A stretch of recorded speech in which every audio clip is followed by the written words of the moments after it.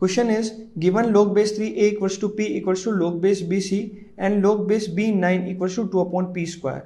Then if log base 9 a to the power 4 b cube upon c equals to alpha p cube plus beta p square plus gamma p plus delta for all p is an element of R where 0 is not included, then alpha plus beta plus gamma plus delta equals to.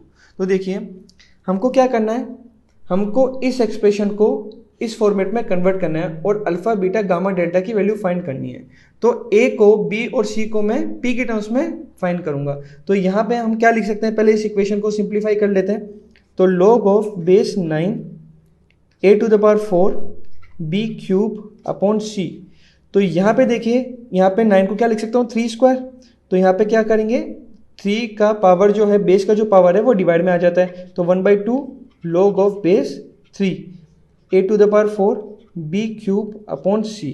Okay, अब देखिए इसको मैं expand कर देता हूँ. वही हमारा method है, a 4 इंटू बी क्यूब में मल्टीप्लाई में और c डिवाइड के अंदर है. तो हमारे पास में क्या हो जाएगा, ये हो जाएगा log base 3 a to the power 4 plus log base 3 b cube minus log of base 3 c. Okay, अब यहाँ पे देखिए 1/2 अगर हमारी वैल्यू के ऊपर जो पावर होती है वो log के बाहर आ जाती है. तो 4 log base 3a plus 3 log of base 3b minus log of base 3c. Okay, ये हमारी जो एक्सप्रेशन है ये सिंप्लीफाइड फॉर्म के अंदर आ गया यहाँ पे. अब हम क्या करेंगे, log base 3 log base 3b and log base 3c की वैल्यू फाइंड कर लेते हैं p की टर्म्स में. तो देखिए फर्स्ट एक्सप्रेशन के अंदर हमको दिया ही हुआ है कि log बेस 3a हमारा कितना है, p है. तो ये तो हमको फाइंड हो गया. अब log बेस 3b हमको फाइंड करना है. तो देखिए ये वाला एक्सप्रेशन देखिए, इस एक्सप्रेशन को हम यूज करेंगे.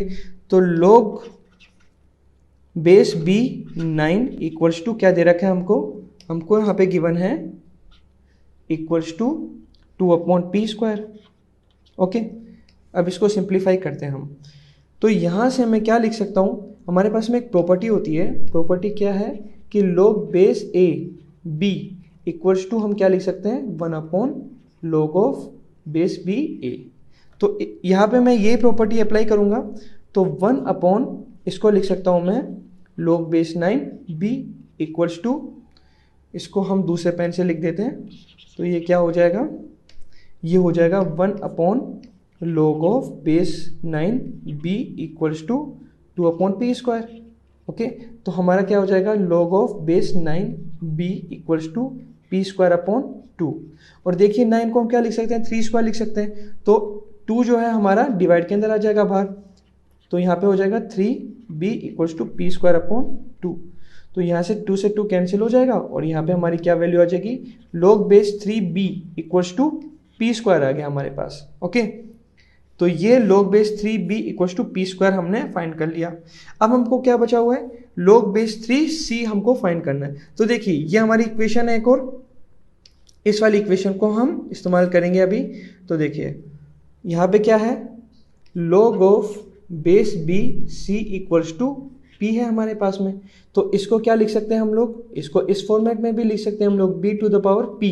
ओके, अब यहाँ पे अभी हमने क्या करा था, log बेस दोनों तरफ log लगा देते हैं, अप्लाई log बोथ साइड. तो log base 3c equals to p log base 3b. Okay, तो यहाँ से log बेस 3b की वैल्यू अभी हमने p स्क्वायर फाइंड करी थी, तो इसके अंदर पुट कर देते हैं, ये वैल्यू यहाँ पे पुट कर देते हैं. तो log of base 3c equals to हो जाएगा p into log base 3b कितना है, p स्क्वायर. तो यहाँ से हमारे पास में log बेस 3c आ गया which is equals to p cube. Okay, तो log बेस 3c कितना है हमारा, p क्यूब है. ओके, अब यहाँ पे देखिए log बेस 3 की वैल्यू निकल गई. अब हम ये जो हमारी वैल्यूज है log a log b log c, इसको हम इस वाले एक्सप्रेशन में पुट कर देते हैं हमारे इनिशियल एक्सप्रेशन के अंदर. तो देखिए यहाँ पे क्या हो जाएगा, 1/2 4 log of base 3a plus 3 log of base 3b minus log base 3c. Okay, तो इसकी वैल्यू कितनी हो गई, equals to 1/2 4p plus 3p² minus p cube. अब इस एक्सप्रेशन को हम हमारा जो ये वाला एक्सप्रेशन है इसे हम कंपेयर कर लेते हैं। ओके, तो यहाँ पे हमको क्या मिल रहा है, ये हो जाएगा हमारा, इसको थोड़ा ढंग से लिख देते हैं, 1/2 p cube 1/2 p cube plus 3/2 p² और ये हो जाएगा हमारा plus 2p equals to alpha p cube plus beta p² plus gamma p plus delta.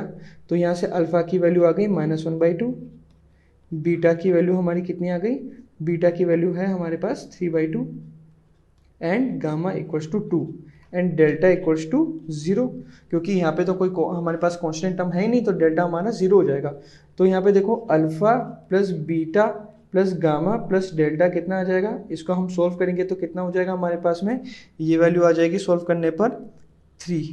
Okay, -1/2 plus 3/2 कितना हो जाएगा, 1 हो जाएगा, 1 + 2 3 और 3 + 0 इक्वल्स टू 3। तो हमारा alpha plus beta plus gamma plus delta कितना आ गया, equals to 3 and C is our correct option. Thank you.